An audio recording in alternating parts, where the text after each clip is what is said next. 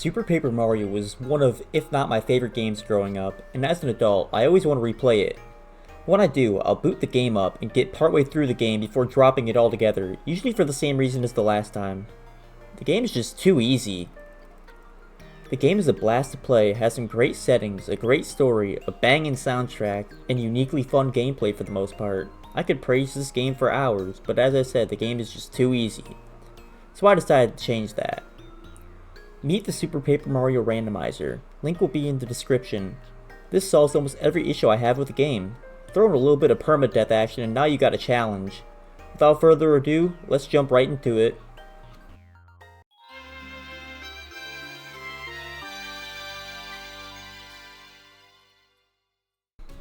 I load into the game, hoping the randomizer works, and to my delight, the enemy that is normally supposed to be a Goomba is in fact not a Goomba.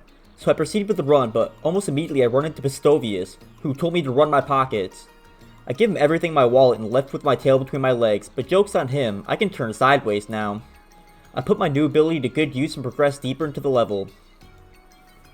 I level up 2 times almost immediately, then run into an invisible hitbox. What the f- I progress onward where I find 3 gold bars. I pick them up and plan to sell them at my local pawn shop. I traverse the slippery slope that is steroids to get huge, but die shortly after. That's my first death of the run. Stay natty, kids. While I'm on the topic of deaths, let's set some over-unders that you viewers can play along with. We got the over-under for deaths at 9.5, and the time at 17 hours. Place your bets in the comments below and be sure to like the video to lock in your answer. Speaking of gambling, this video is sponsored by Underdog Fan. Before I start the second run, I should probably explain what counts as a death. Anything that shows the game over screen is a death. Duh. Stuff like soft locks and crashes don't count, even though I count a couple, as that's just the nature of a randomizer. Stuff like that happens, and I'm not going to punish myself for stuff I can't control. While I was counting the first death, I accidentally reset the timer. Whoops, it was only at 7 minutes, so I figured it was no big deal and pushed on. I ended up adding those 7 minutes back throughout the playthrough. For some odd reason, I felt like I had to play the game sped up in order for it to be a challenge, but given the fact I died in the first level, I put the game back into normal speed for the rest of the playthrough. The first level plays out almost exactly the same as it did the first time, but this time, I didn't die from taking steroids, and I shortly beat the level after. I did hit this sick clip though. Holy sh**. I enter 1-2, and almost immediately get hit by a slow Cursia, reducing my movement speed for a lot longer than it should. But I keep climbing up the mountain as normal. When I'm almost at the summit, I get so shocked from seeing 3 more gold bars that I just decide to jump off a cliff. But it's okay, I stuck the landing, and some good Samaritan set up a ladder leading back up to the top of the cliff. After I get to the top of the mountain, the first thing I do is a little bit of breaking and entering, but it's okay. The person inside is in desperate need of help. I flip him back to the correct dimension and he builds me a bridge out of gratitude. I go to the town across the bridge and go to the store to sell my gold bars. I also find an ancient deity who has been locked in a chest for 1500 years that will help me for the rest of my journey. You know, standard town affairs. I leave town and break and enter into another house, but I have permission from the mayor this time. The guy inside is kinda an asshole though and kicks me out of his house just because I'm wearing red. Seems kinda racist. I cross another bridge and finish the level. On to chapter 1-3. We spawn in a desert, and we're supposed to be looking for some ruins or something. I don't know, man. I just work here. I push through the desert until I see some weird looking tree. Obviously, I jump underneath it 10 times to make a secret door appear. I would have loved to enter the door, but this nip had other plans. He gobbled me up during the cutscene of the door spawning and spit me out of the entrance of 2-2. Now let me explain. In the vanilla game, these nips patrol the mansion that level 2-2 takes place in, and if they catch you, they send you back to the start of the level. Only problem is, I wasn't in 2-2, I was in 1-3, meaning I sequence broke the game.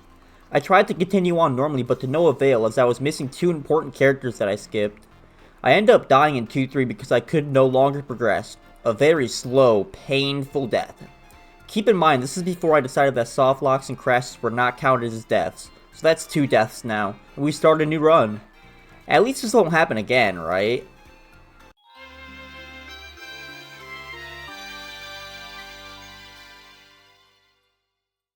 For the third run, I decided to switch it up a bit and generate a new random seed. I also made one huge change. I enabled bosses to be randomized into the game. This made the run much more interesting because I felt like the old team was too easy despite not making it past the first chapter yet. Even though I randomized the seed and added bosses, 1-1 was still pretty similar to what it was before. Just kidding, I died to Luigi 5 minutes into the level. Yep, that Luigi. One of the 3 Luigi bosses that appear in 1-1 now. That's more like it. Not only is there 2 Luigis in this single room of the level, but there's also this. It doesn't help that there's a magnitude 7.2 earthquake occurring from a thwomp going absolutely berserk. But surely a thwomp isn't a threat, right? How could a thwomp that's literally stuck on the ground even hurt me? Oh. That's how. Mind you, this was also before I decided crashes and softlocks don't count as deaths. The first level no longer had any surprises to throw at me, so I pretty easily beat it on the next attempt. I did learn that superstars go absolutely nuts when it comes to experience. Nothing all that interesting happens in 1-2 this time. The lack of gold bars that spawned will make the rest of the game more difficult since I won't have as many healing items though.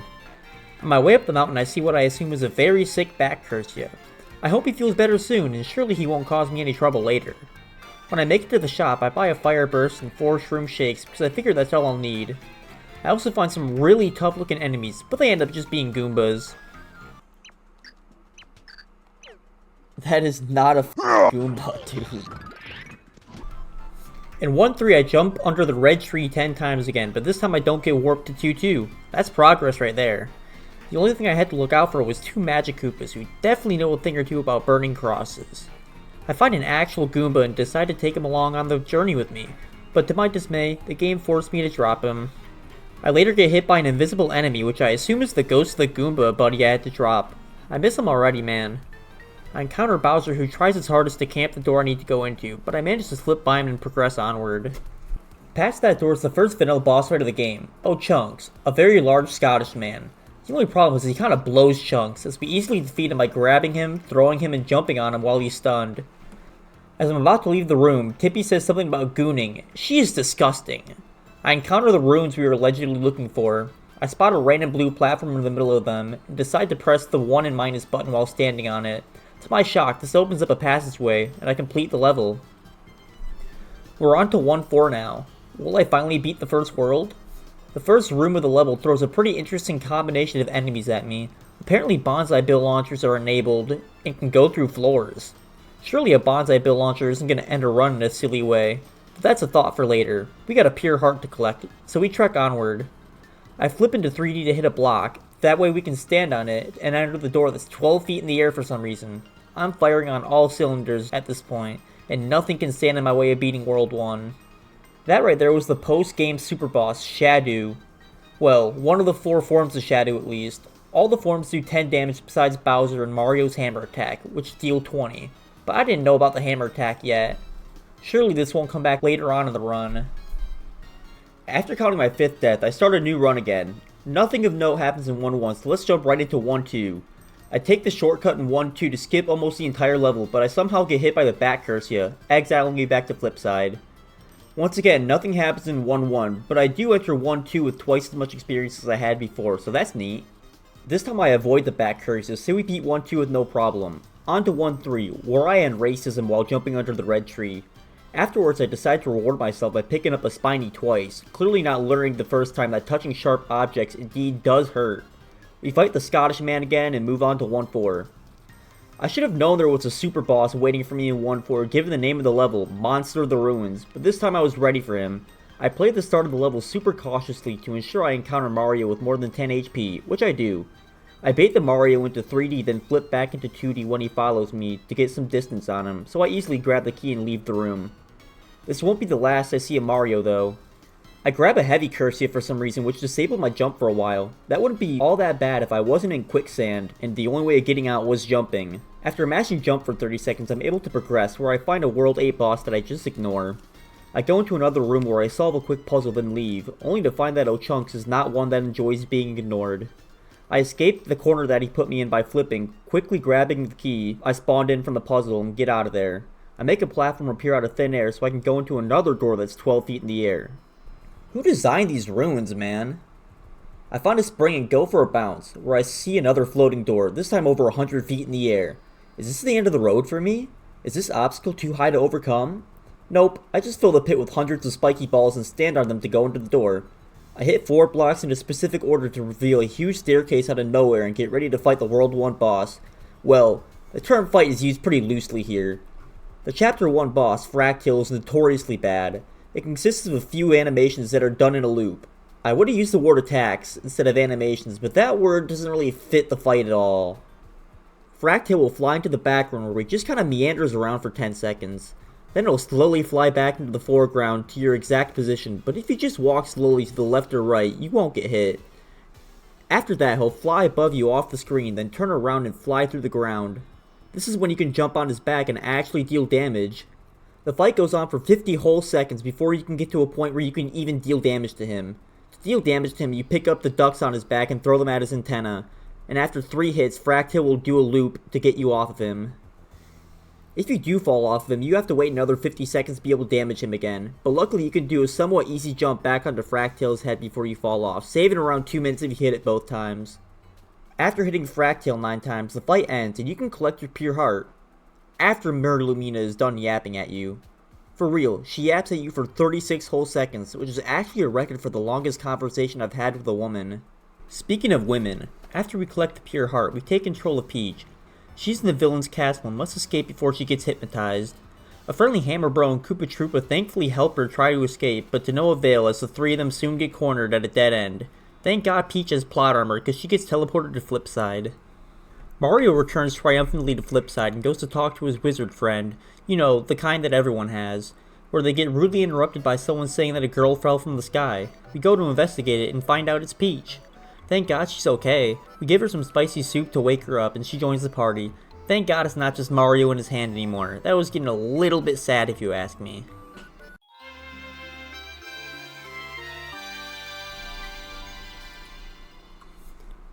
Peach's special ability is that she has a parasol. It lets her float in the air and duck under it to become immune from damage. It also keeps her dry if it ever starts to rain, so we'll be sure to look out for that. We immediately put her float ability to good use and gain access to the next heart pillar. We deposit our pure heart and unlock Chapter 2. It feels so good to not be in Chapter 1 anymore. I can't wait to see how long this run goes for. 2-1 starts out with me having a moment with the putrid piranha, leaving me poisoned. I wait to progress until the poison is gone because it's kinda hard to platform when you're periodically taking damage. There's also another thing that makes it kinda hard to platform, and that would be the boss of Chapter 4, Brobot. He can shoot lasers and missiles at me, which can turn this part into somewhat of a bullet hell, but Peach being immune to damage while crouching make this part pretty trivial. We go down a pipe and make quick work of a couple squiglets, which spawns in a key. We then use the key. As I go through the door, I see a wonderful sight that is another Brobot. This one being from Chapter 6. This Brobot can use his fists as projectiles, launch lasers out of his eyes, launch his mustache as a boomerang, and suck us in from a long distance.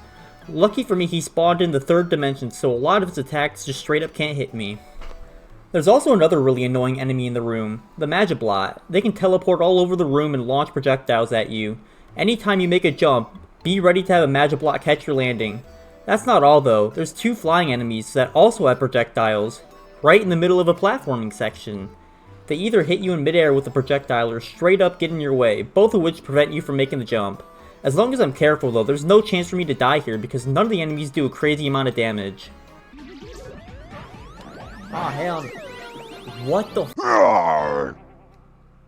I thought I would be safe since I was at a pretty decent amount of health, but when a Laxitude throws a spiny straight through you and you don't have iframes, your HP kinda gets shredded. Of all the deaths I endured this run, I believe that this one was legitimately the only unpreventable one. Anyways, on to the next run. From this point forward, I'm only going to cover World 1 if something of note happens. In 1-1 I use a fire burst to crash out, also creating one of the loudest sounds I've ever heard this game make. The keyword is one of. Stay tuned, folks. Ah, music to my ears. In 1-2 I go to the shop and buy 10 Firebursts with the intent to sell them in Flipside. I use a return pipe to do that straight away, meaning I have to replay 1-1, which just means I get more XP also. Any run I don't get hit by the back Cursia, I do this coin and XP farming strategy as I want to be set up for the rest of the game without playing 1-1 17 times. We move on to 1-4. I play around with the Bonsai Bill Launcher a little bit and realize just how massive they truly are. I enter the Mario room completely forgetting he exists, and jump right into him. Luckily I was above 10 health. We grab the key and get out of the room with no other issues. Sadly, later on in the level, our good buddy O-Chunks had enough and decided to drown himself in some quicksand. Fly high, O-Chunks. Fly high. We barely get the one cycle on Fractale since the game ate one of my jumps and collect the pure heart. The setup between Chapter 1 and 2 is exactly the same as the last time, so I'll jump straight to the start of Chapter 2.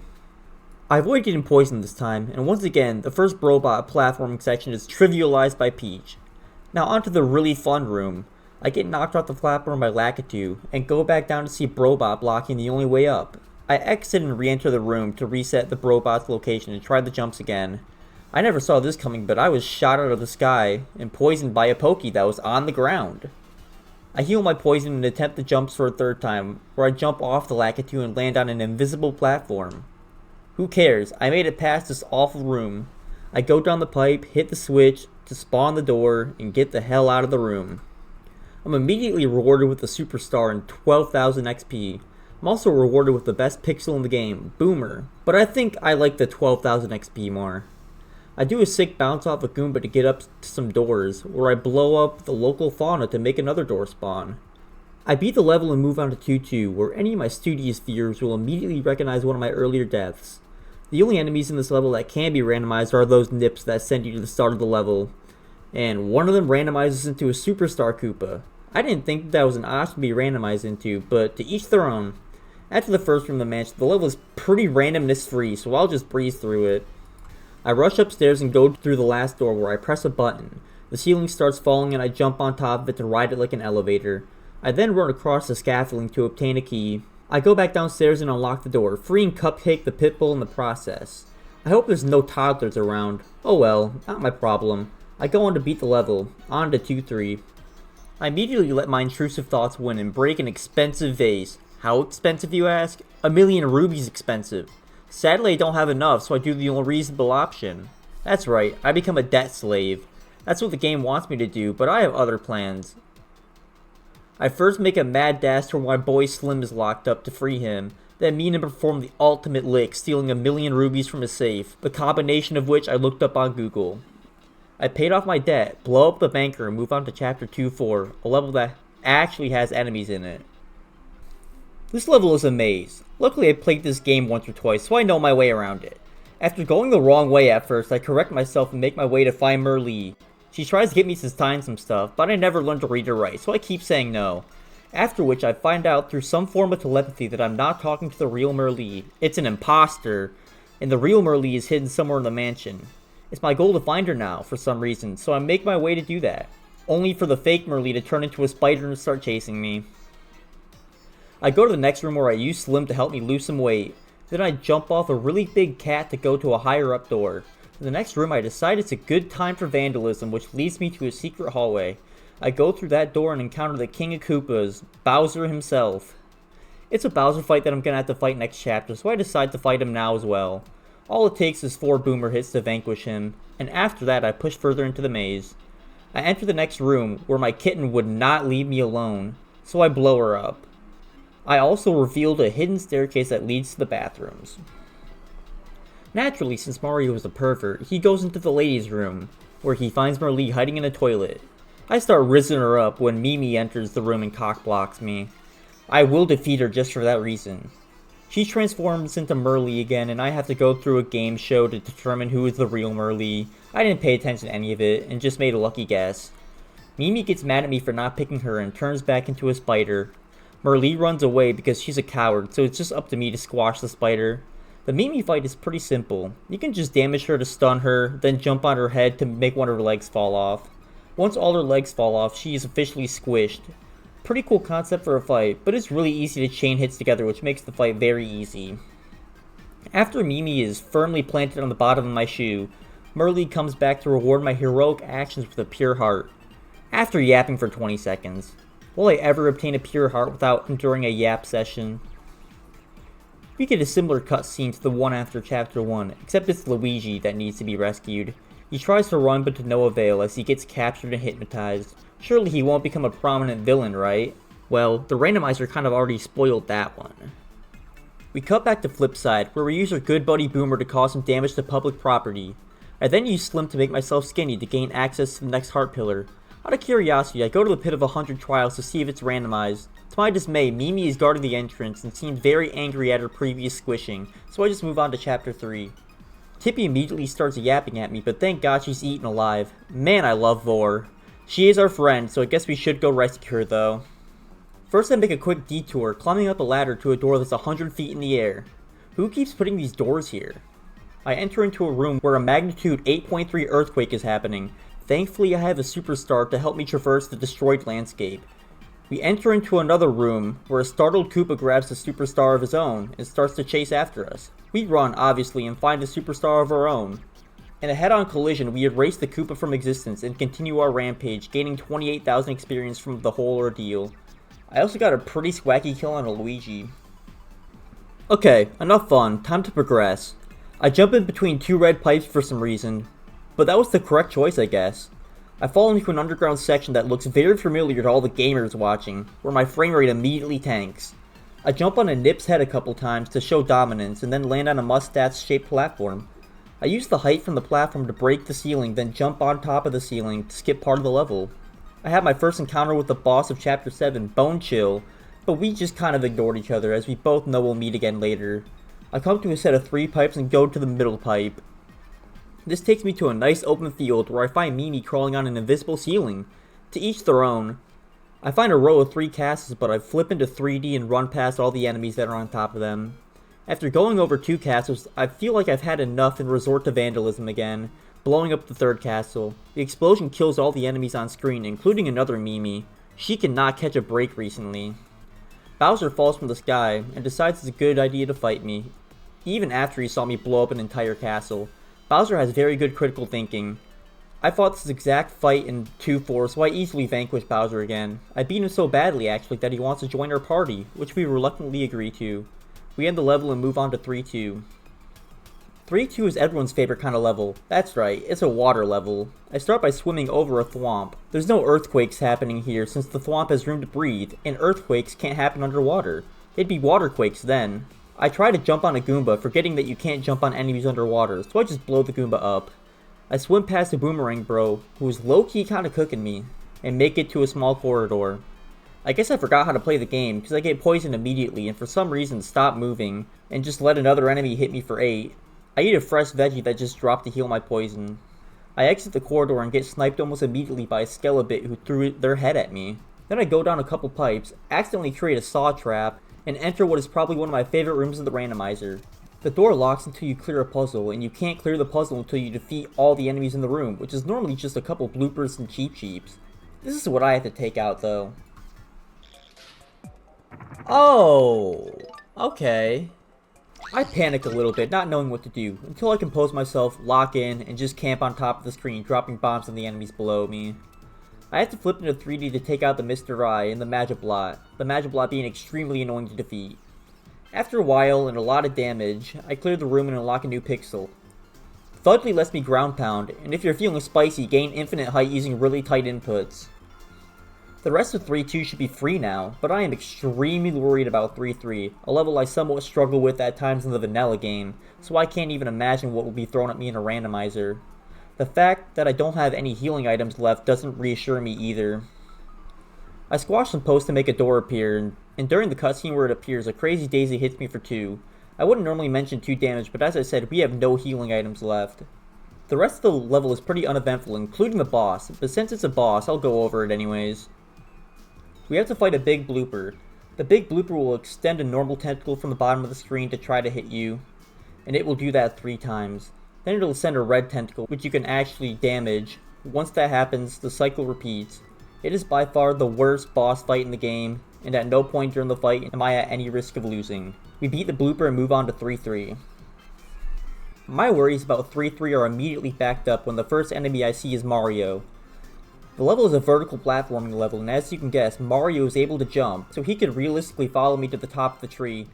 Luckily I can float and hit a platform cycle that he isn't able to hit. After recovering from being flashbanged, I jump off a Cheep Sheep for some swag points and land on an off-screen Goomba for extra swag points. A Dark Magic Koopa deals 6 to me, but I make it to the top of the first section. The door to the next section is forced shut by a part of the tree, so we burn it with Bowser without setting the whole tree ablaze. Now for the harder part. The next section is another vertical platformer, where I have to keep hitting switches to make platforms appear and disappear.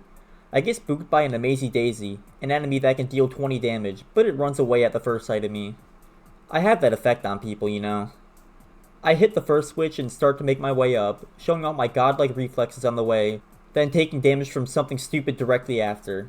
I find a Squiglet absolutely vibing on my way up, and abuse Peach's invincibility to take out a couple enemies. I realize that I need to hit another switch, so I drop down and hit the same thing I hit before, so I decide to crash out and blow it up. I hit another switch, only to find a little Skelebit camping a platform I need to get to. I go back a little bit to get it turn around, and when it does I make a somewhat precise jump to get around it, barely avoiding it when I land. I blow it up just for the heck of it, and hit the next switch twice, delaying one of the hits with Boomer so I can make it up to the next area. I forget that Mario can flip into 3D for some reason, causing me to backtrack when I don't need to. During this backtracking, I take 3 damage from an off-screen Dark Koopa, leaving me at 4 HP. I also changed the color of my death counter so it's actually visible. I later realized that I was being stupid and go back to where I was originally, and flip into 3D. I make it to the last platform, earning me a heal of 20 hit points also. If I can just make it past a pretty easy boss fight coming up, 3-3 will have been conquered. We enter a fight with one of the main villains, Dementio, who can clone himself, teleport, and shoot magic at us. Even with all of this, it's still a relatively easy fight. I beat the fight and I'm stoked. This run has the potential to go the distance, since I thought 3-4 would be pretty easy. We just have to climb up a little bit further and ride the wind to the end of the level. Let me show you what really happened. Yep, a bonsai bill launcher is taking up almost an entire platform I need to stand on. A pig in the bonsai bills the launcher is making is blocking another. If I could just get the pig off the platform, I could brute force my way through it, but the only way I can take care of the pig is to use throw, and I can't because I get hit out of the animation by a bonsai bill every time. I try alternate routes, but none of them work, so I just accept my fate.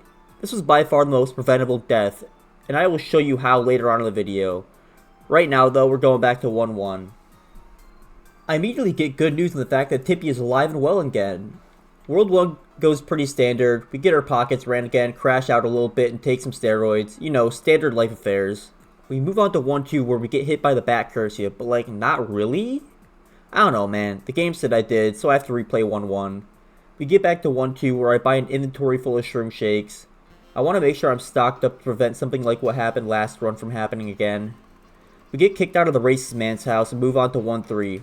Speaking of racist men, we had some problems with the Klansmen as they made a new friend. The friendship ended racism and the world is a better place because of it. I don't have time to savor this beautiful moment as I have a Scottish man to defeat in combat. Mario and his hand are too much for Ochunks to handle as he quickly gets defeated and I move on to 1-4. We get taunted by a bonsai bill launcher but we ignore him. Remember when I said earlier that I didn't know Mario's hammer did 20 damage? Well, that comes into play here. We move back to 1-1. As not to bore you guys, I'm going to skip right back to 1-4 here. The run was exactly the same up to this point. I face the Mario room again and this time he jumps on us. No biggie. The next big threat is Fractail, which is a sentence I have to try not to laugh at while saying. We beat him and we beat the true boss of Chapter 1. The 30-second yap session claimed the first pure heart for the 3rd time.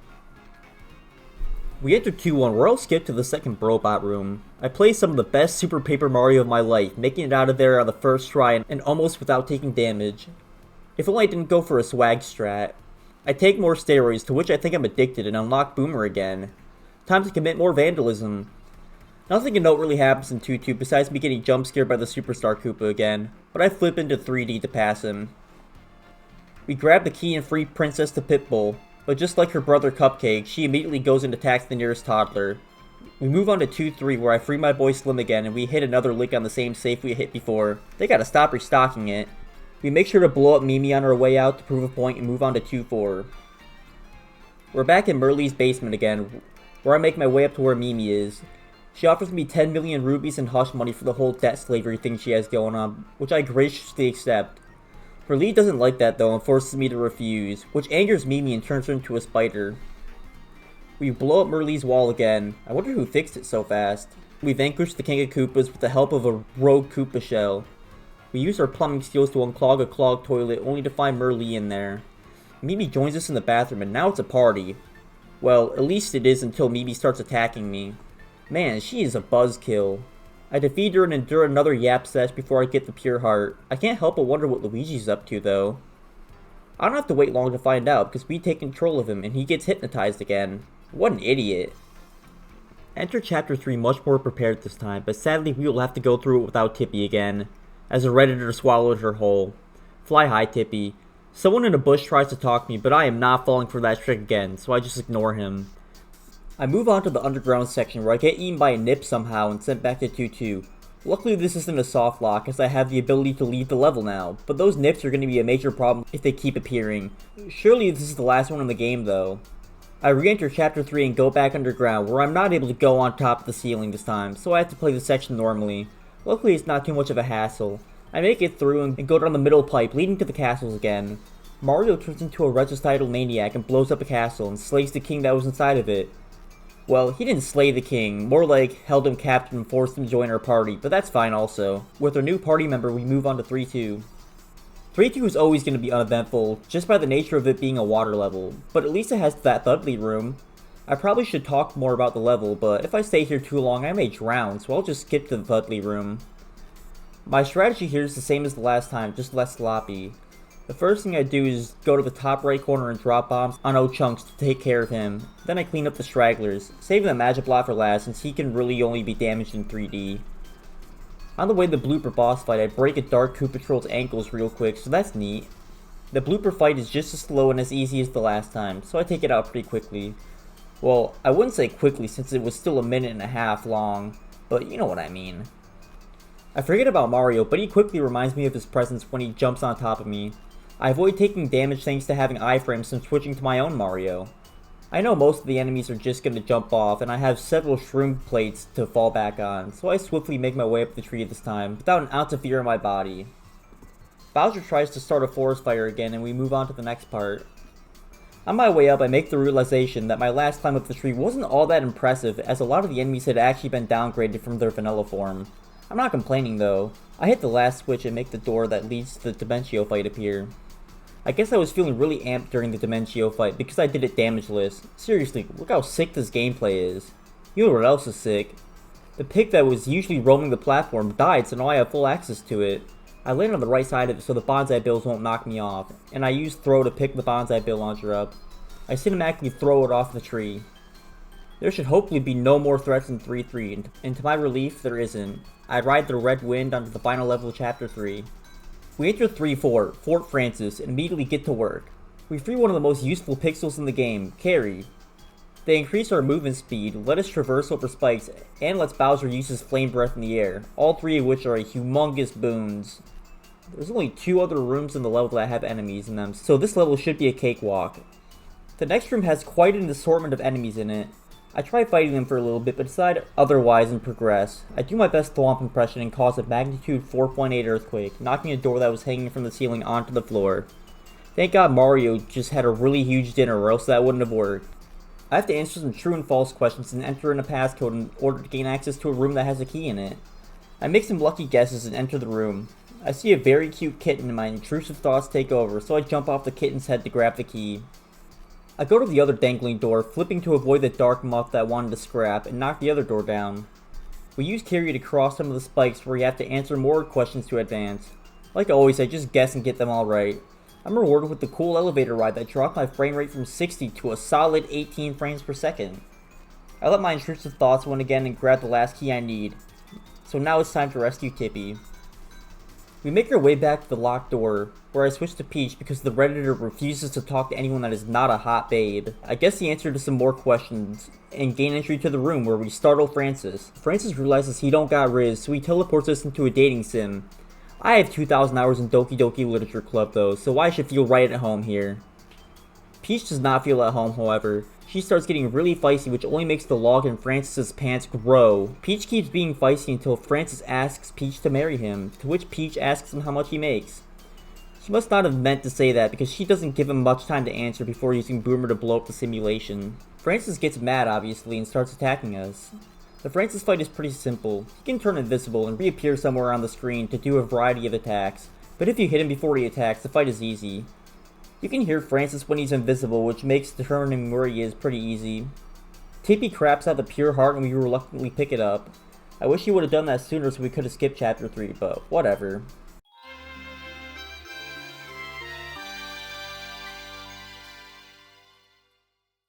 We go back to 3-1 and talk to the bush again. This time someone pops out and wants to join our crew. It's a pixel named Barry, who can create a shield around us, but we won't use him much.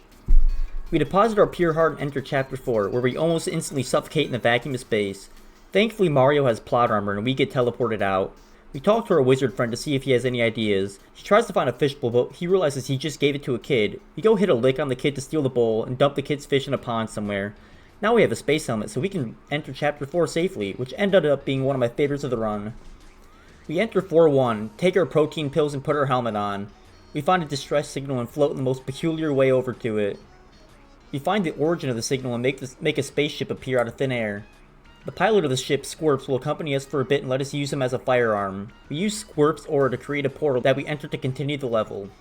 We exit the portal and get greeted by Bone Chill. We just flip past him, narrowly avoiding a dark skeleton who is camouflaged amongst the stars. We then somehow float through Bone Chill's breath attack. He must have skipped breath day. We float above several enemies, admiring the work of the randomizer, until we encounter a huge black block. We destroy it and move forward, where we get sniped by Luigi, who hit that lore-accurate LeBron, dealing 10 to us. We escape him and go through a portal.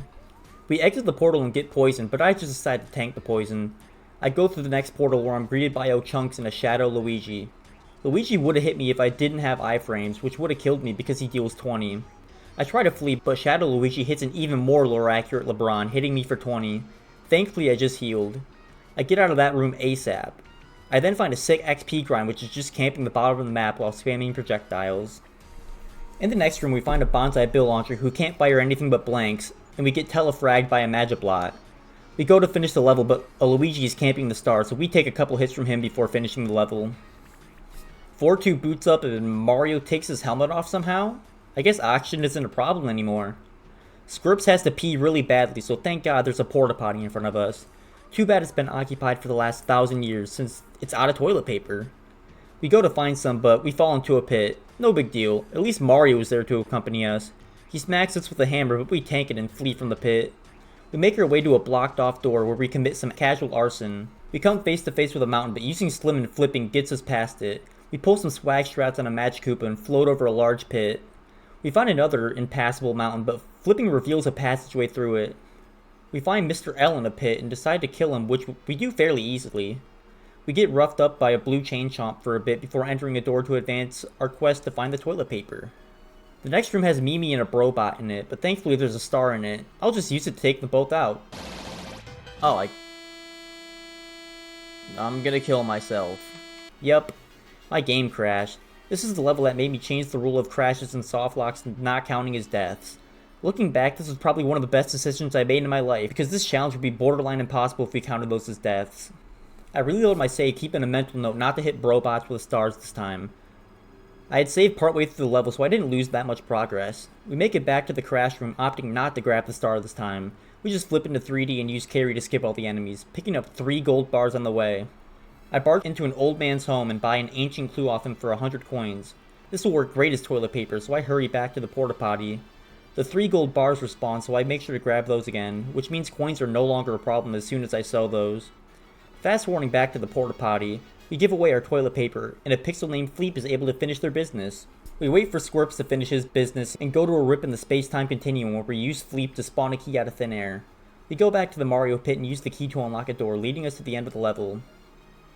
On to 4-3, another space shooter.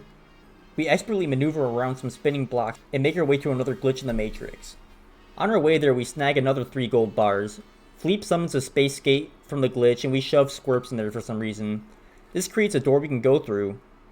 We go through the door and find another glitch. The Matrix is in shambles right now. We spawn the space gate but do not squish Squirps inside of it. You need 2 Squirps in the gate to spawn the door, so if you put Squirps in there now, you don't have a way of dealing damage for the rest of the level.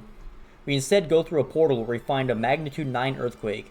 No clue how that's possible because we're in space. We go to the top right corner of the screen, seeing a Koopa crip walking on a spinning platform and enter a portal. This leads us to a convenience store that only sells chocolate. We fork over 10 coins for the cheapest chocolate bar and go back to the space gate. We finally squish Squirps in and force feed him the chocolate. He's probably hungry after using the bathroom. The chocolate duplicates him for some reason, which creates a door that leads to the end of the level. Next up is a level I was very curious about, and one of my favorites in the game, 4-4, the Woe Zone. You go through the first door and are welcomed by a Shadow Peach that is stuck on the wall. I also see one of the spiked balls from Chapter 1-2 stuck inside of the wall. We flip into 3D to enter a previously hidden door, you know, because the spiked ball was blocking it. In the next room I encounter, you'll never guess, but another Mario. I lure him into a pit and jump over the pit to get by him with no problem. You'll never guess what I find in the next room. It's not Mario either. It's a Shadow Mario, who definitely should have hit me, but I pull some shenanigans to get away from his hammer. I grab the key I need and try to hug the wall to get past him, but he pretty much homes in on my location, dealing 10 to me. We leave the room and escape the first Mario with no issue. With my key in hand, I go back to the spike ball room and go to the bottom of the door, where I find Bowser. I assert my dominance by switching to my own Bowser and absolutely bodying him. If that wasn't enough, bosses, there's a Brobot hiding in the back of the room, but I just go around him and use my key. The door takes me to the same room but on the ceiling of it. I do the dash across the room to get to another door, and this one spits me out sideways. I get hit by a falling O-Chunks and make a wrong turn. I have to get past a dark heavy Cursia to get to where I need to go, and I do so masterfully. We go through the door and go into a room I was kind of worried about for a while now. Luckily the worst thing is just a Bone Chill, and Bone Chill is harmless.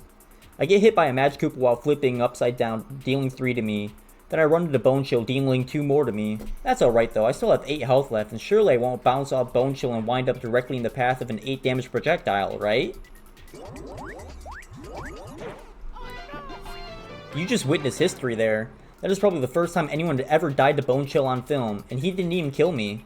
I couldn't even be mad at this. I just took the L and moved on, throwing this 3.5 hour run in the trash. You know what that means? Back to 1-1, a level you have definitely not seen before. At this point it was getting late and I just wanted to finish the stream where it started, which was between chapter 2 and 3, so I speedran the first 2 chapters. We beat 1-1, then beat 1-2. We beat O-Chunk's Damageless for the first time this playthrough, then beat 1-3. We get past the true boss of chapter 1, Mario, and beat 1-4. I wasn't joking when I said I speedran the first 2 chapters. The Brobot room in 2-1 gave us a little trouble, but I make it out deathless and beat 2-1.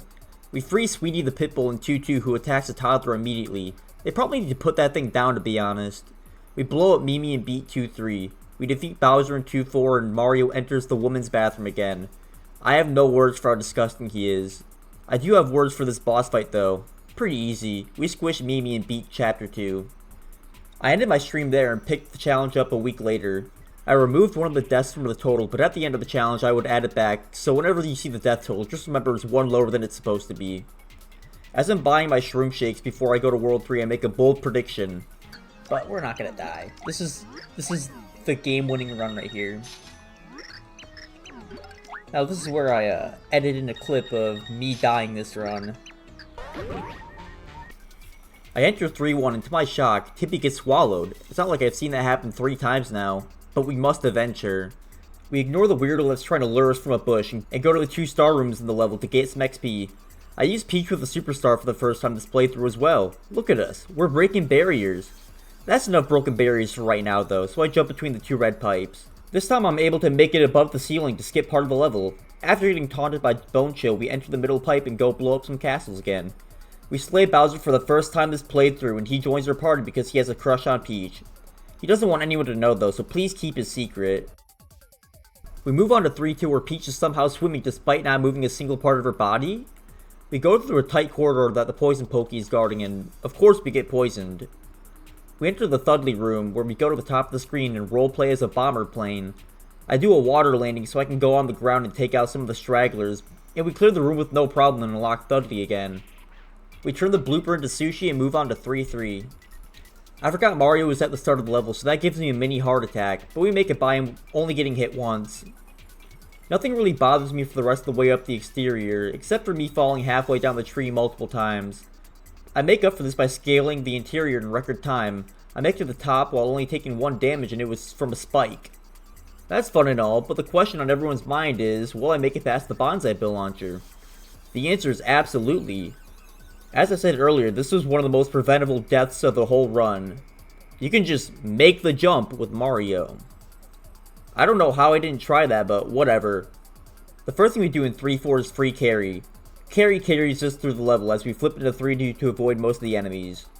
We move on to the door to Francis's room, where I accidentally approach the door as Mario. Francis doesn't like that one bit and tries to eliminate me. I come back this time as Peach and answer some more questions before playing my second favorite dating sim. Once again, not to brag, but I have 2,000 hours in Doki Doki Literature Club. Peach hates dating sims though. She crashes out and blows up the simulation. She then crashes out even more and pummels Francis. Tippy craps out the pure heart and we move on to chapter 4 now.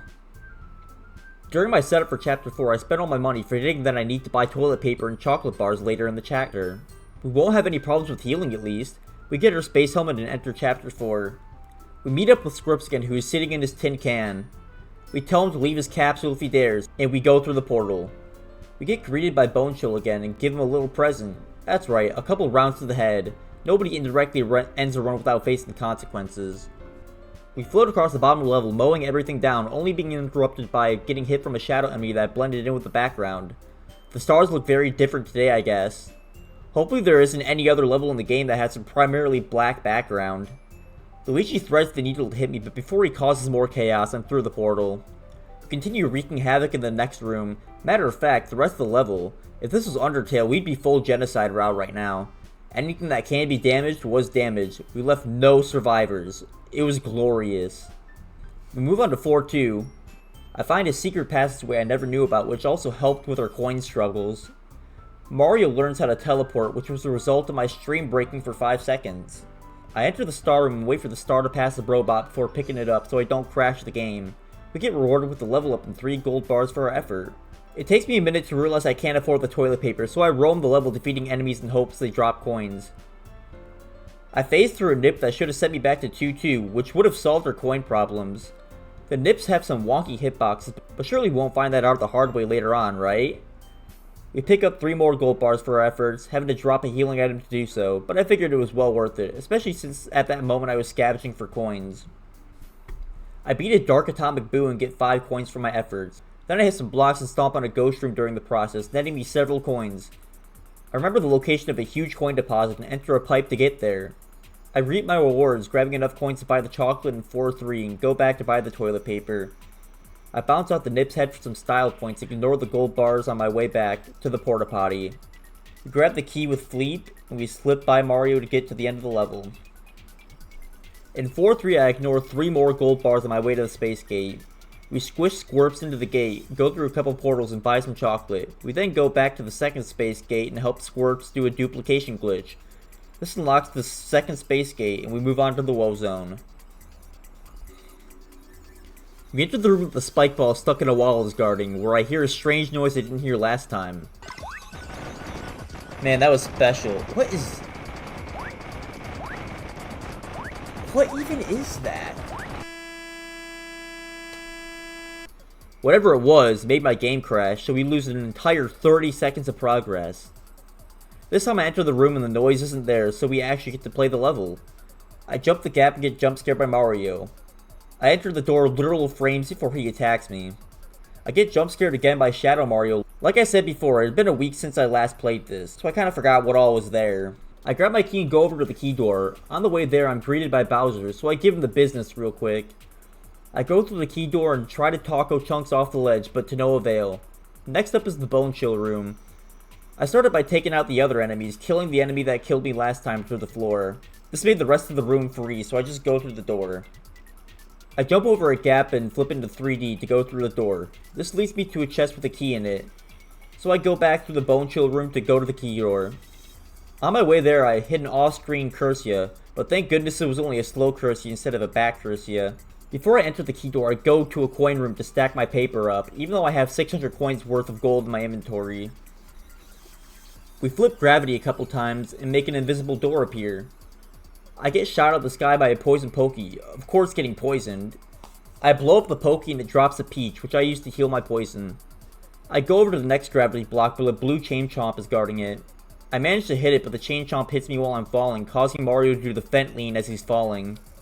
I hit the next gravity block twice and start going down the wall where I run into an off-screen Cursia. Yup, it's a back Cursia, so I'm going back to Flipside. I have to do chapter 4 pretty much all over again. At least I'm able to dump my gold bars off at the store to clear some inventory space. It's not as bad as it seems though. Really, the only bad level is 4-1, since I don't have squirts with me. I just avoid all the enemies and beat the level. Since we already beat them, 4-2 and 4-3 are pretty easy. We just enter the doors that lead to the end of both of them and get back to 4-4 in 10 minutes. Since we already have all the keys in 4-4, we get back to where we were pretty quickly. We dodged the poison pokey this time, and see that the blue chain chomp brought a friend with him. I flip before I hit the block to avoid eating damage, and I even swag stomp on a Goomba. This time I jump over the back cursey and continue to the next room where I tread very carefully so I don't hit another off-screen enemy, but there ended up not being a single enemy in there. I grab the last key we need and go back to the key door. I beat Mr. L in 11 seconds.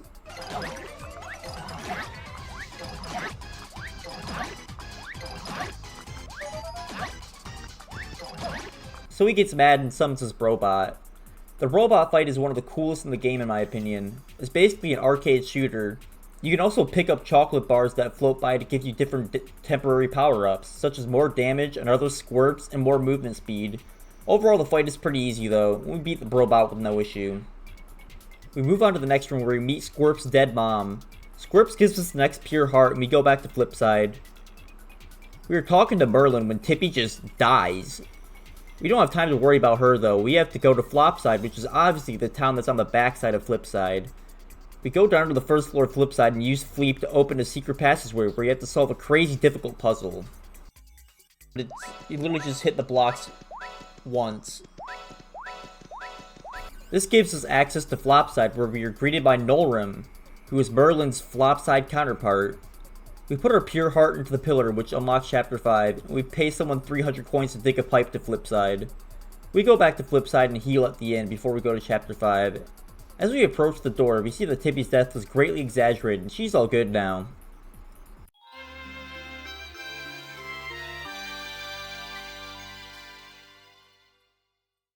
We started with Mario falling from the sky. Thankfully he's okay when he lands, but he gets kidnapped by some of the local Crags. We talk to the Crag's elder and he lets us know they're in the midst of a turf war with a group called the Florosapiens. I make a bold claim while talking to him. I'm saying if we make it past chapter 5 on this run, we're probably hitting the under. We get pressed when we leave the elder's house by some Florosapiens, but they must think Mario is cute as they literally throw themselves at him. After we defeat our admirers, we see a bunch of Crags kidnapped. It serves them right for kidnapping us. The rest of 5-1 is us following the kidnappers. After some technical difficulties, we bash our heads into 3 bricks in a certain order to make a pipe appear. We then find a very interesting group of enemies. My favorite being the bouncing fireball.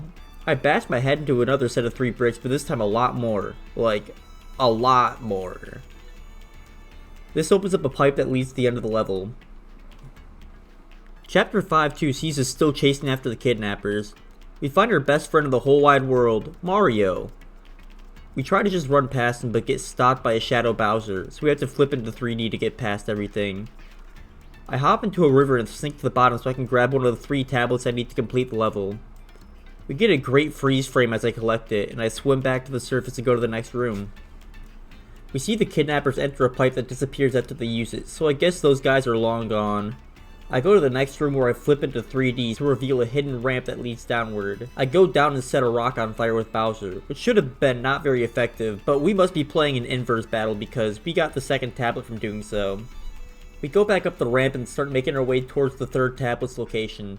Spider Mimi blocks my way for a little bit, but I just wait for her to move and she eventually does. I randomly flip to 3D, which I get rewarded heavily for by finding one of the best items in the game, a Mighty Tonic, which doubles my damage for a bit. On the way there, I also meet up with Ochunks. He's not alone though, as Dimentio appears as well. Dimentio creates another dimension where we duel with Ochunks. The alternate dimension was working for a second as Ochunks was cooking me, or just capitalizing on my mistakes. I lock in and hit a chain of nasty pivot flames though. Ochunks asks us to put him out of his misery, but we decline and move on to the 3rd tablet. We switch to Mario and run around a Yoshi-shaped rock to get the 3rd tablet, getting jump scared by a dark Bowser in the process. We run past him and climb the stairway to heaven to get to where we deposit the 3 tablets. I put the water, ice, and salt tablet in their correct place, which makes a new pixel appear. His name is Cudge, and he can say anything that's 8 characters long. When I say anything, I mean anything. There is no filter. I make him say pizza, and use him to break a large yellow block. This reveals a pipe that leads to the end of the level. In 5-3, we start in a cave, where we meet Flint Cragley, a TV show host. He tasks us to find his camera crew, so we do so. We defeat a couple enemies and go down a pipe to go deeper into the cave.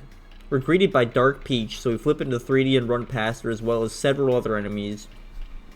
We enter a door and find a minecart. We hop in and flip to 3D so we can take an alternate route later on. We do some sick acrobatics, then the minecart hits a dead end, ejecting us out. I go through a door and find Chunks in a pit. I think I'm safe from him, but he proves me wrong and jumps on me.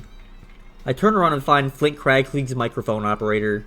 We tell him to go back to Flint and we move on to find his cameraman.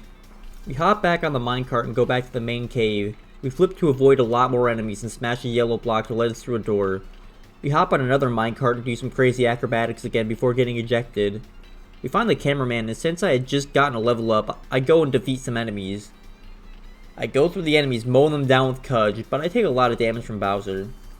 We go back on the minecart and go back to the main cave, where I make my way to Flint. He gives us a key, which we use to gain access to another minecart. We do some more crazy tricks before, you guessed it, getting ejected. We get a superstar, which we use to clear the way to the end of the level.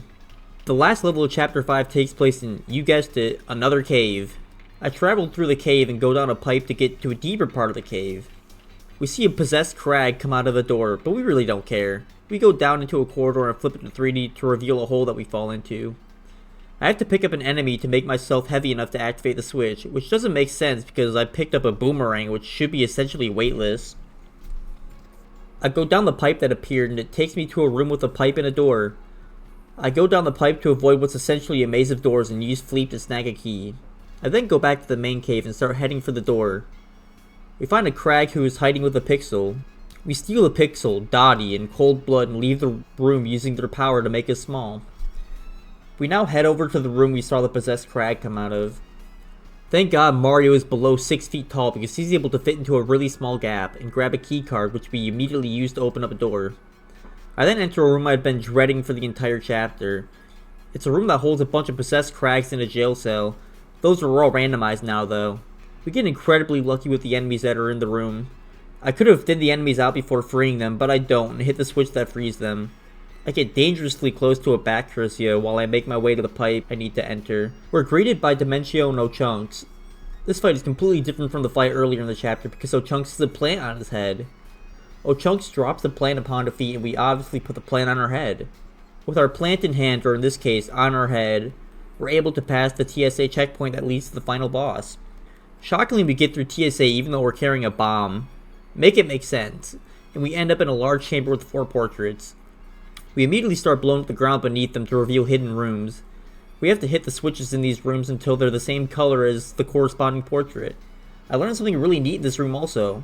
If you take damage while blowing up the floor, you get straight up hard locked. Huh. 5-4 was such a fun level that the game wanted me to play it again, I guess, so I go back to my save at the start of the level. The level plays out almost the exact same except I preemptively take out some of the enemies in the jail room. Boomer once again showing why he's the best pixel in the game. We beat Chunks and get our plants, so we go back through TSA. On the way to the portrait there's a save block, which I probably should have hit since there's a potential hard lock coming up, but I pass it by. Do I even need to say it? Of course we get hard lock. On our third playthrough of the level we hit a sick damage boost to get some extra height and fight Chunks again. After thoroughly chunking him for a third time, we hit the save blocker and make our way through TSA. While in the portrait room I defeat anything that can possibly hit us while taking out the floors, so we solve the puzzle with no issue now. After hitting the 4th switch we reveal the door that leads to the boss. I grab an Ultra Shroom from a block before I fight the boss and it gets me a level up. The boss of World 5, King Crocus, is the leader of the Florosapiens. The fight is either long and tedious or short and easy depending on how you play it. I decided to play it the short and easy way. Bowser's Fire Breath absolutely shreds this boss if you're willing to take some hits, which with 35 health I'm able to do. It's a shame the fight is so easy because it's one of the coolest in the game. After sufficiently burning him, he starts to wilt. We learn after King Crocus wilts away that the turf war could have been prevented with some simple communication. The Florosapiens were mad the crags were polluting their water. Luckily, Flint Cragley is here to report the news. We collect our pure heart and return to Flipside.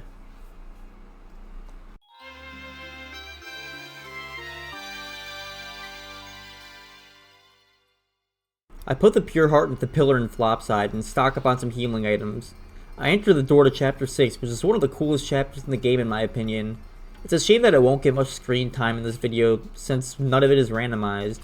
Everything in the chapters is set spawns since they're involved in cutscenes, so they can't be randomized. Chapter 6 consists of 100 battles against samurais, which there are a variety of. There's normal sized ones, big ones, little ones, ones with spikes, and all of them have varying stats. The 100 battles get cut into just 25 due to story events, but it's still a pretty lengthy chapter. The easiest way to take out most samurais is to just use Bowser's Flame Breath, which kinda just beats everything in the game. If I do another run of this game, I might ban the use of Bowser's Flame Breath, or Bowser for combat in general. That's a thought for another time though. Let me know if you want me to do another run of this game in the comments. During that yapping session I just did, you may have noticed the void in the sky is huge in this world. After we beat the 20th battle, Count Black, the main villain, appears and tells us it's too late and this world is doomed. We no longer have to fight any more samurais as they just let us walk past them. And after walking past the 25th samurai, we finish 6-1 and move on to 6-2. 6-2 gives us some very subtle foreshadowing with its name. We are greeted by someone that is definitely the king of the samurais and not Mimi in disguise. They tell us the pure heart is in a chest on the stage, so we go to open the chest. We open the chest and are greeted by a bomb, but we tank it with no reaction. Mimi gets pissed and starts attacking us. In this fight, we battle against Mimi in her true form rather than as a spider. It's almost as easy as the spider fight if you just use Peach. There are several ways to beat this fight, but I just grab Mimi's projectiles and throw them at her until she's defeated. Upon defeat, she reveals she was just there as a distraction to hinder us from getting to the pure heart, and it worked because the Samurai Kingdom gets sucked into a void soon after. The void is so powerful it even starts to brick my computer in real life. After mashing through the pop-ups the void created, we cut back to our heroes back in Flipside thanks to our plot armor. The door to the world is still able to be accessed despite it being destroyed, so we enter to see what happens. What we see on the other side is a wasteland devoid of everything. A place sapped to color with nothing but a little debris here and there. This is one of the coolest parts of the game on our first playthrough. We hop on carry and hold right for about a minute until we find the pure heart, completely drained of color as well. We collect it and the boss of the chapter shows up, Mr. L and his Brobot type L. We've seen this boss before, in fact, he greatly affected one of our deaths in chapter 2. He's also one of the easiest bosses to cheese, as if you just jump on his head with Peach you can just infinite him. You just have to jump off his hand, then his nose to get enough height to reach his head, which is also not very hard to do. Peach's crouch also just negates every single attack he can do. After we escape with our not so pure heart, we see Dimentio send Mr. L to the Shadow Realm.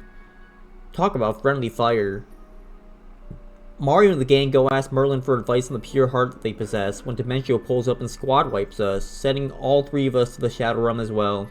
Is this the end of the road for us?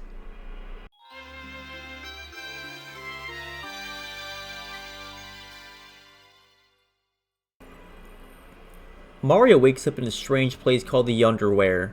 We get greeted by someone who tells us our game is over, but we don't believe him.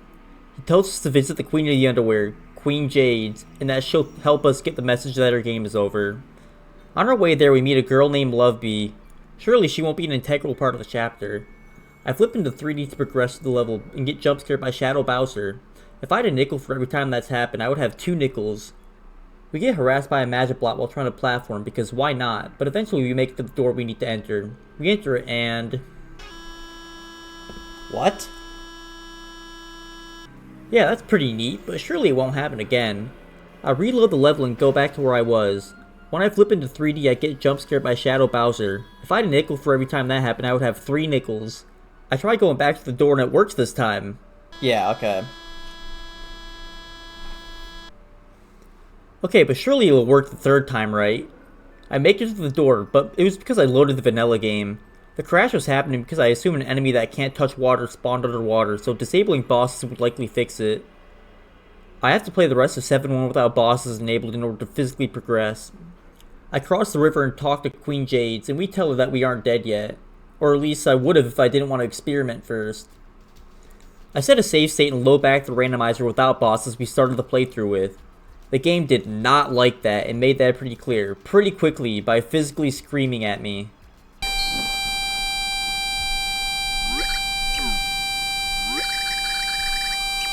The game isn't crashing, it's still fully playable.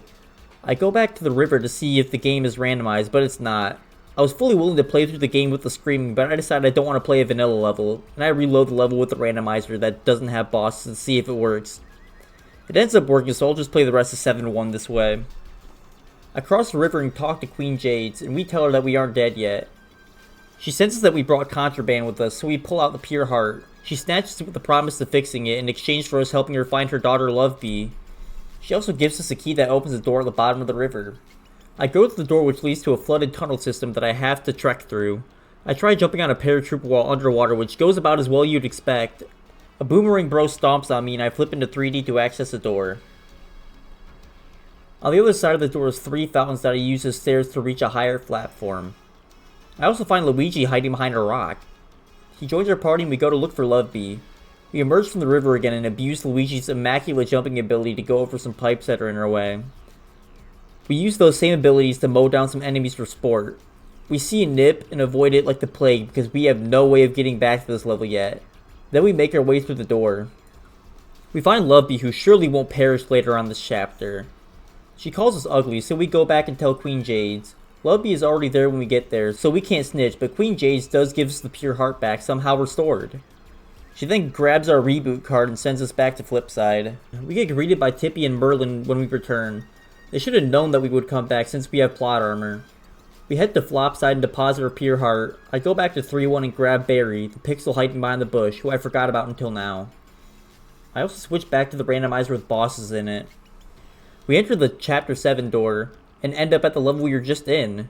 I make a quick detour to visit a room we found Lovebee in out of curiosity, and there's a Bowser, an Underchomp, and an Earthquake in there. Neat. We already pretty much beat the level, we just need to talk to Queen Jades again, and... yeah, okay. I'ma be honest, I have no clue why I thought that would work. I switched randomizers and make our way to Queen Jades. She creates a door for us and tells us to accompany Lovebee to the over there, where her father Granby resides. After that, we go through the door and beat the level. In between levels, I go back to the boss randomizer for the final time. 7-2 has the potential to be one of the scariest in the playthrough. 7-3 for that matter also, but mainly 7-2. It's a vertical platformer, and the last vertical platform we played had a death occur on it back in 3-3. What makes this one harder is that 90% of the screen is dark. I start climbing and I hear Bowser nearby. He dive bombs me and lands on top of me, but he only hits me once before I get out of his range. I go onto one of these things, I don't know what they're called, but it spits me out right on the top of a nip. I'm in 2-2 now. Since 7-1 crashes me, this is a soft lock, so I restart at the beginning of 7-2. Bowser corners me this time around, but he falls down to the bottom. Mama didn't raise no quitter though. I jump to the bottom with him and finish him off, taking a lot more damage than I needed to. He has me cornered at one point and uses his flame breath, lighting a torch in the process, which gets rid of the darkness of the level. I land on the platform above the nip, but they have the biggest hitbox known to man and somehow gobble me up. We start the climb again. I find an alternate route up the level and am able to get around the nip. Glad that's over. There's no chance there's more of them in this level. There isn't much stopping us from beating this section anymore, so we make it to the top. We meet a door named Door Guy the First, and we have to answer his riddles 3 in order to enter him. I make a lucky guess on his first question and somehow get the second one right. I didn't read the third question at all, but I have played the game before, so I know the answer to it. I'm able to move on to the next platforming section. Well, after I defeat a monster that's been causing problems in the area. The monster is Bowser, like the real one this time. He doesn't mean to cause harm, he's just confused. We fight him for the 4th time this chapter and he joins our party again. This is a huge boon as now we can light the torches ourselves rather than relying on enemies. I enter the next section and light a torch and the first enemy I see is another nip. Oh my god! They show off their ungodly range again, gobbling me up from the halfway across the screen. Thankfully there's a save block right outside the door of the second section, so I lose no progress whatsoever. The start would have been a lot harder if we didn't have Luigi, since the way up is blocked by a force field. We just super jump to skip a couple platforms and start making the climb. As I'm ascending, I see several enemies fall from above, and I eventually encounter another Bowser. I wait for a good time to pass him since the platforms are pretty narrow, and a chain chomp dive bombs me, forcing me to retreat a slight bit. As I try to hit a super jump, Bowser hits me out of the air, causing me to plummet and lose half my progress. I light a torch so I can see where I'm going and cautiously start ascending. The Bowser must have fallen to the bottom as he's nowhere to be seen, but the Chain Chomp and the Boomerang Bro were there to cause some issues. I get knocked out of the sky by a Hammer Bro, but I don't fall that far. I use a couple super jumps to get past it. I avoid a Spiny that jumps at me and absolutely obliterate racism. A couple jumps later and I'm at Door Guy the Second. He's a freaking nerd and asks me a bunch of math questions. I never paid attention in school, so I just guess on all 5 of them and get them right. To get to the last part of the level, I need to get a key from an old lady. She teleports me back to an earlier part of the level to retrieve a book from someone. How far back do we get teleported, you might ask? Well, back to the start of the level, of course. Nothing all that exciting happens in the first climb, except Bowser taking me down to 1 HP, and a pretty sick jump off a paratrooper. The second section was not as easy, however. We start out the same way as last time, avoiding the nip. I see a lit torch signaling that Bowser is nearby, and that turns out to be very true as I see him plummet to the bottom shortly after. I combo with the Chain Chomp and Boomerang Bro while they're off screen, and make my way to the Hammer Bro, who knocks me down a decent chunk. I kill him while he's off screen with the Super Jump and make my way up to the Magic Koopa. I miss my Super Jump but bounce off its head on the way down, which launches me sideways and sends me to the bottom. I get to hang out with all the enemies that fell down for a bit before I make my way back up. A Spiny almost ruins my day, but Luigi clings onto the edge for dear life. The Magic Koopa roughs me up a little bit, but I get past it and make it to the Door Guy. I give the dumb old lady her dumb book and I get a key in return. The third section is pretty easy. The only threat is a boss battle against the Underchomp. We're a high enough level that the fight won't be too bad. The battle takes the form of an old school RPG, which is the only time this happens in the game, and it's super neat. I just focus on one of the heads at a time until all 3 are gone. Mario and Loveby, who surely won't be sacrificed later on in the chapter, finish the level. We hit an infinite on the first enemy we see and get a level up from it. We go up an elevator and Mimi follows us, somehow dangling from a moving ceiling. We fight an old Chunks who lands on top of me, grabs me, and throws me. He usually does a taunt afterwards, but the screen pans to Mimi for some reason. I jump off a couple clouds, which gives me a huge amount of height, and make it to the end of the first section. I find another Underchomp and quickly mow them down when I realize I am dangerously low on healing items. I speedrun my way through the rest of the second section so I can get to where the healing items are. I get greeted by a very large Chunks and I rudely flee from him, jump on a cloud, and enter a door. This door is a tree that has 3 blue apples, which sounds a lot like blue waffles. I eat the apples and they heal me for 5 each, which isn't much, but the apples respawn whenever you reload the room, so my health won't be an issue for the rest of the level. I needlessly slaughter some Koopas that were minding their own business and flip into 3D to reveal a hidden bridge. I go down and jump on a cloud, which leads me to the end of section 3. I end racism again and try to blow up a sleeping enemy, but they wake up and flee. I jump off a cloud which leads me to another apple door. This time it's red apples, an actual edible color. I eat both the ones I picked up, forgetting I need one for later on, so I'll have to visit this room later. Next we go to another apple room, and there we find Peach slumped over next to a tree. She must have been roofied. Loveby, who's definitely not a pure heart turned into an entity, tells us Peach ate the forbidden fruit and will be asleep for 100 years. Yup, definitely got roofied. We abandon Peach because she's clearly a lost cause and keep climbing. We obliterate a ghost and bully a paratrooper before we enter a room with yellow apples. They definitely look more orange to me than yellow, but I believe the game and chow down on them. I bash some more enemies' heads in and move to the next section. I find a room with pink apples and keep them in my inventory for later. I'll probably need them to keep the doctors away eventually. I find another room full of enemies that I killed for sport. There wasn't anything in the room that I needed. My trigger finger was just itching. Next we encounter a room with black apples. I eat 2 of them and save one for later. I decide to backtrack a little bit to check on Peach again. Maybe she might be awake? On the way down to Peach I grabbed a red apple that I needed. I get there and she looks kinda hungry, but I didn't want to waste one of my good apples on her, so I gave her the black one. She must not like black things inside of her because she wakes up immediately and starts screaming at us. She's not mad for too long though and rejoins the party. The whole gang's here now, so we can keep ascending. On the way up to the next section, Peach sends some enemies to the afterlife, and thank God she woke up because there's a jump that only she can make. We jump off 3 clouds, which takes us to the end of the section. The makers of the game were kinda cooking when they made this level, but just phoned it in halfway through. I flip into 3D to get past an enemy and see Boneshow drop by for a visit. We will be seeing him at the end of the chapter though. I ride some elevators when I see the mother of all tentacles, the kind of tentacle you would see in some very lewd fan art. We use the Luigi's jumping prowess to get around the tentacle and to the end of the section. We jump off some clouds and try to jump up some pedestals, but Bowser gets in the way. We wait for him to move when we proceed to miss our jump. We eventually make it up the pedestals and make a yellow jump with Peach. We find a life stream which I eat immediately. No revives allowed. If we die, we die. We feed an apple to a cloud and he turns very big. He uses his newfound size to send us to the stratosphere. We safely land right next to a door that leads us to the end of the level. We're finally in the over there, and we get greeted by a very angelic looking Ochunks. We need a key to progress, so I go to find it when I get chased by a very non-angelic looking Dark Peach. I go through a door and find an angel getting jumped, so I guess I have to help save him.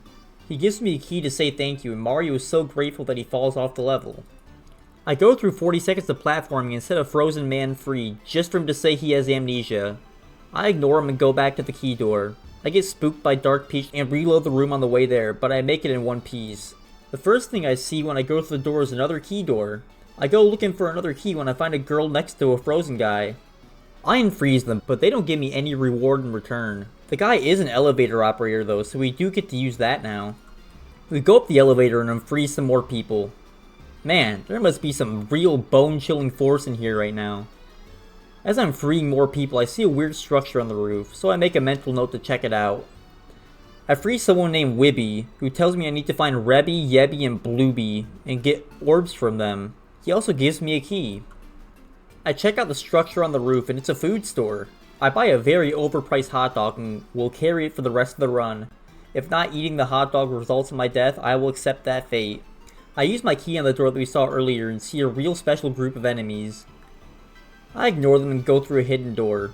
We find Rebby getting jumped, so I guess we have to help save him. Rebby rewards our heroic act by giving us his orb. Gross.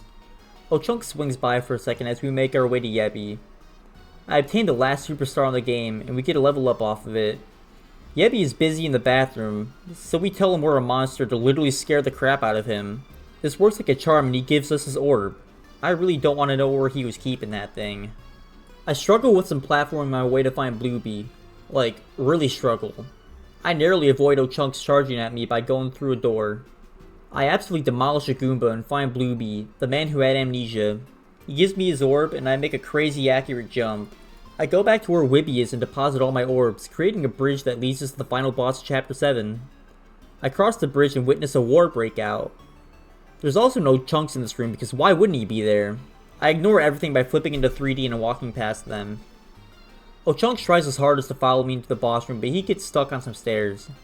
I enter the room and get greeted by the actual Bone Chill, who we defeat in 20 seconds. Turns out making the ceiling really low in a boss fight who is super high up is a bad idea. It makes for the easiest boss in the game. In a very heartbreaking scene that I haven't foreshadowed once, Luvby is sacrificed to reveal the pure heart inside of her. Literally the whole chapter could have been skipped if we just sacrificed her when we first met her, but hey, what do I know? We pick up the remains of Luvby and go deposit them into a heart pillar. Isn't this technically hiding a body?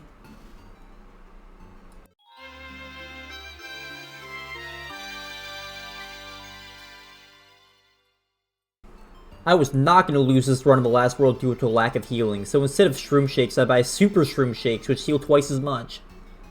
With all our prep done and nothing left to do, we enter the door. We are immediately met by an ominous castle looming in front of us, so we go inside of it.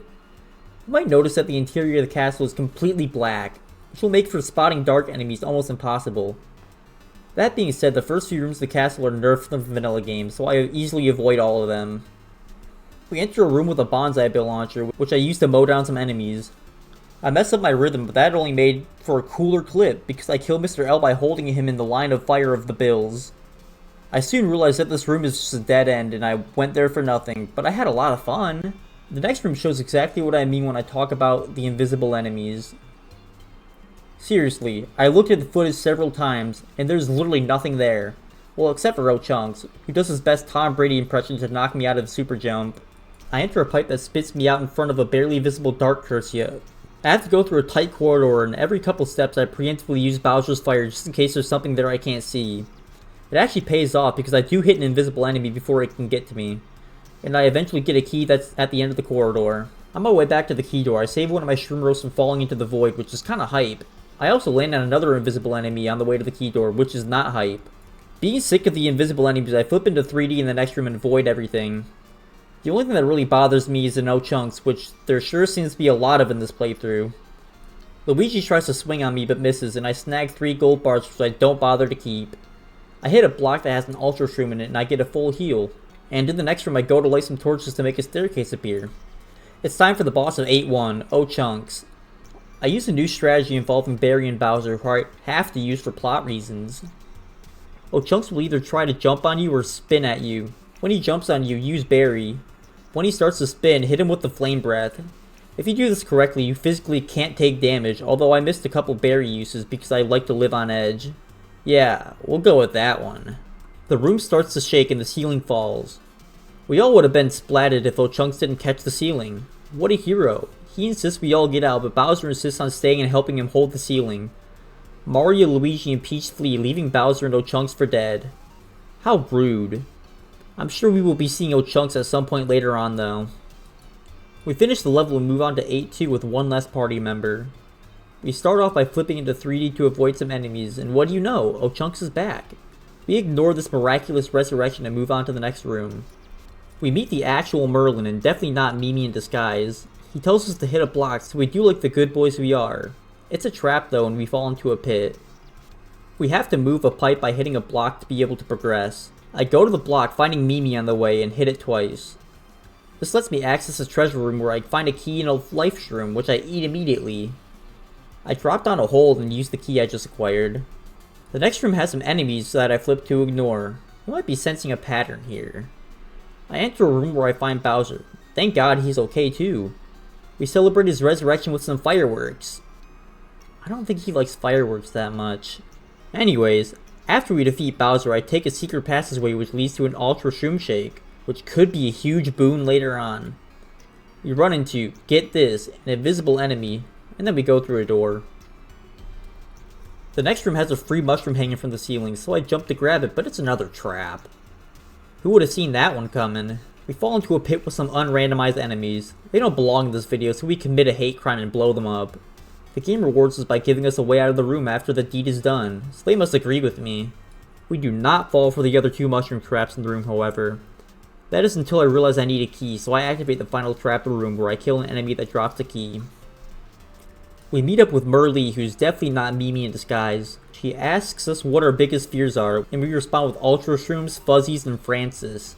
I was curious to see if any of the enemies I picked would be randomized. I make my way to the next 3 rooms where I receive an Ultra Shroom, stomp on a single Fuzzy, and have to fight Francis. Mimi is angry that we lied to her and wants to throw hands.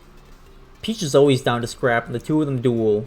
She's just a harder version of the Chapter 2 fight, so we squash the spider for the last time and move on. I did learn that you can just straight up pick Mimi up, which is kinda neat. Mario and Luigi go to the next room, but Peach stays back to gloat. This would cost her life, as an earthquake causes the floor to give out beneath the 2 of them, leading them to fall to their demise. This is the 2nd earthquake since we've been here. Count Bleck should have built his castle away from such an active fault line. Other than 2 of our parties perishing, Chapter 8 has been rather easy. Surely it'll continue like that, right?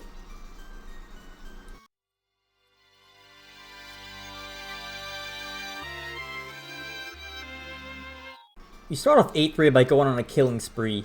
We lay waste to almost every enemy we see, resulting in a level up. Nothing is safe from my reign of terror. I run through a room full of multiple invisible enemies, and go through a door only to be put right back to the start of the room. I defeat one of the invisible enemies where I get jump scared by Dark Bowser. If I had a nickel for every time that happened, I would have 4 nickels. I have to go a specific route through the room to get past it, so I super jump up to a higher platform to progress, and leave the Dark Bowser in the dust. The next room is a hall of mirrors. Some of the mirrors are just holes, and we have to jump through one of the holes to get to the other side of the wall. Dimentio tries to beam me with some projectiles but misses, and I eventually get to the other side and grab a key, so I can progress. The next room greets me with a Brobot. I flip sideways to go through a staircase and down a corridor where Mario jumps out of the shadows. He tries his hardest to catch me, but I'm just too fast. The next set of rooms contains sets of blocks in which I have to hit the correct one with a super jump to make a door appear. In the next room we hammer a block that's in our way, then run into an invisible Paragoomba. I send him to the Shadow Realm, then make the second door appear. I'm greeted by a pig and a bigger block in the next room. I take out the pig and have to go around the block just to see there's already a door there. I'm the smartest man alive though, and I know it's a trick, so I spawn in another door. I'm greeted by a nip in the next room who starts to camp out underneath the blocks. He baits me to jump over it, but then turns around to catch my landing, sending me back to 2-2. We start off 8-3 by going on a killing spree. We lay waste to almost every enemy we see, resulting in a level up. Nothing is safe from my reign of terror. I enter the next room, my gamer intuition tells me to super jump up to a higher platform. I get jump scared by Dark Bowser. If I had a nickel for every time that happened, I would have 5 nickels. In the Hall of Mirrors, I avoid a blast from Dementio, only to get launched off an enemy and into a pit. I make another jump and a magic block catches my landing. Those little teleporting enemies touch little boys.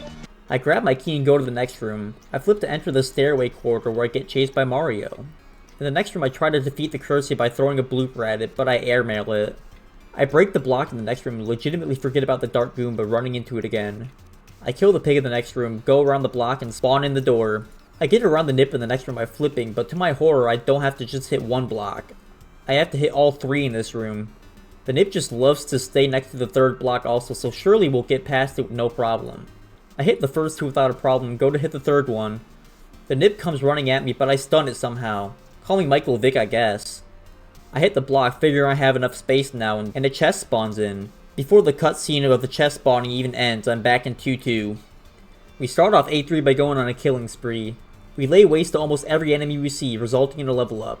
Nothing is safe from my reign of terror.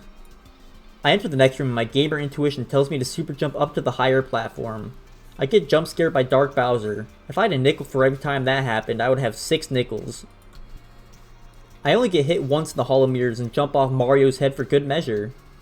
We spawn our doors and make it to the nip room. We use the same strategy to get around it. We hit the first 2 blocks and try to lure the nip to the other side of the room, but they're adamant on staying under the 3rd block. I just decide to roll with it and hit the 3rd block, but nothing happens. I hit the other 2 blocks again, then go back to the 3rd one, and I'm starting to get pretty tilted right now, which is affecting how I play. I try to go on my usual reign of terror, but I'm playing very sloppy and take unnecessary damage everywhere. Eventually, one hit just led to another, and then this happened. Yep, an 8-hour run down the toilet from one hit. We fought tooth and nail just to die in World 8 from a stray turtle shell. With my tail between my legs, I go back to 1-1 and start a new run. Or at least that's what I would have done if I died. I open my menu a frame before the shell hits me, and pop a healing item. I have to get past the nip this run. It's fate. I lock in and intend to play the rest of the chapter cautiously. I get jump scared by Dark Bowser. If I had a nickel for every time that happened, I would have 7 nickels. Mario actually has a chance to hit me, but he just stands there menacingly. We get to the nip room and I try a few new ideas. Firstly, I try hitting the 3rd block from above with Thudley. Nothing. Then I try throwing the nip further away, and it seems to be working. I hit the block and we start off 8-3 by doing the thing. Something about Dark Bowser and 8 nickels, Hall of Mirror, and Mario. Wow, we're back in the nip room already. I learned that the nips are quite nice actually. Thank you, Tippy. I hit the first 2 blocks and grab the nip and do my best Alinity impression. I hit the 3rd block and the nip gets stuck in the chest. I grab the nip and do another Alinity impression to avoid getting hit by the nip's janky hitbox. After 27 minutes, we were free. We take a cheap shot from Mario and go through the key door. We have to follow a special path in the next room, but there isn't much in the way enemy-wise, so we get it done pretty easily. We enter another Hall of Mirrors, and this is the room I was worried about. We flip into 3D and go to the other side of the wall, and to my relief we see around 200 clones of Dementio. If those could be turned into randomized enemies, this room would be brutal. We eat 2 super shrooms and grab our key. Before entering the door, I hit a save block, which officially frees us from the soft lock prison we were in. We meet Dementio in the next room, who sends us on a wild goose chase. We go from chapter to chapter chasing Dementio and taking a trip down memory lane. None of the worlds give us much trouble, so I won't show much of it, but this is a really neat part of the game. The room it puts you into for the Chapter 7 chase does have a nip in it, so I have to watch out for that, but it doesn't even appear on the screen. The chase sequence is over and Dementio reveals that he's been secretly helping us the entire time. He tries to recruit us to help him defeat Count Bleck, but we decline his offer and get to scrapping.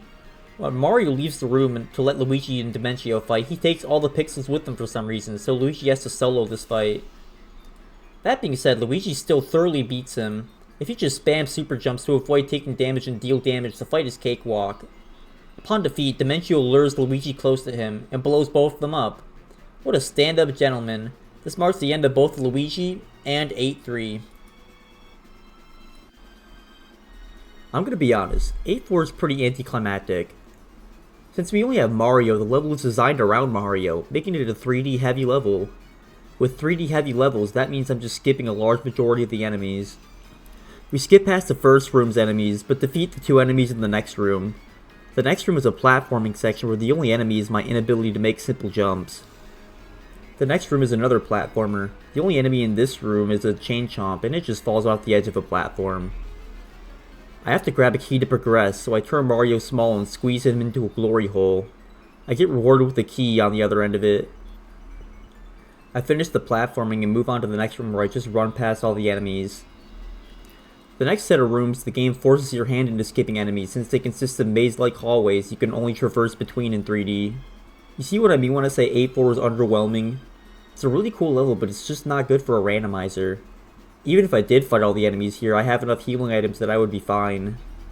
After the maze rooms, we fight the final boss. As you conversate with Count Bleck, the timer hits 17 hours, marking a loss for anyone that bet the under. The Count Bleck fight is one of the coolest in the game. Standard Paper Mario final boss shenanigans happen, and the final boss is invincible until you hit him a couple times. The power of friendship breaks the shield around the Count, and we can damage him now. He'll fly across the screen and launch voids at us. Some of the voids are small, but some of them can grow to be a quarter of the room. And both these will suck you into them if you get close enough. He can also fly at you at Mach 2 and make your movement speed slower. We use the Mighty Tonic we've been saving for a couple chapters now and switch to Bowser to try to make quick work of the fight. Count Bleck was surprisingly resilient, stuffing my approaches with voids and taking several hits to be defeated. Mind you, I deal 28 damage per hit. We land the final blow and the world is saved. That is until Dimentio appears, teleports all of Bleck's posse to an alternate dimension, hypnotizes Luigi and creates a void that sucks Luigi up. What pops out is the goofiest looking boss in the game. Dimentio hops in the mouth of Luigi and becomes Super Dimentio. Super Dimentio also can't be damaged until we have the power of friendship on our side. The whole world gives us their regards, and we're able to damage Super Dimentio now. The platforms move in this fight, and Dimentio will launch all kinds of projectiles at us. We stay on Bowser and maneuver the platforms to hop on his head. We hit a gnarly fire chain thanks to a moving platform carrying us. We then land inside of him, getting a couple jumps off, dealing another chunk of damage. All it takes is one more small fire chain and Dimentio is cooked. Literally. Count Bleck and his posse reappear and Bleck creates a door that leads to an altar. Tippy and Count Bleck sacrifice themselves to stop the void in the sky, and we all live happily ever after. No climactic finish or anything. Don't get me wrong. I love the ending of the game, but the entire last level just left me feeling empty and yearning for more. Especially in a playthrough where I'm trying to make the game difficult, I couldn't help but feel dissatisfied. I beat the game, but I felt like I still failed the challenge since I didn't make the game all that much harder. The only real satisfaction I got was that I could start making this video. The next challenge I do should hopefully provide more of a challenge. Anyways, I don't really know how to end these things, so I'm just gonna say see you next time and play some funny clips. What's that throw doing? I want a throw body pillow. On a list of like top 10 things that gotta go, that Lakitu is like number 1. The Brobot is chill.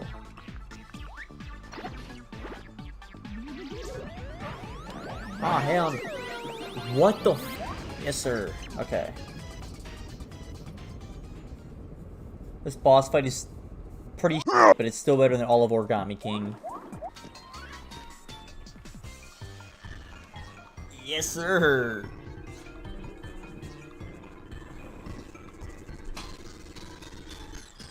The song is even better now. Yo, Squirt's mom's a baddie, bruh. This just says play little boy clip. What the f does that mean?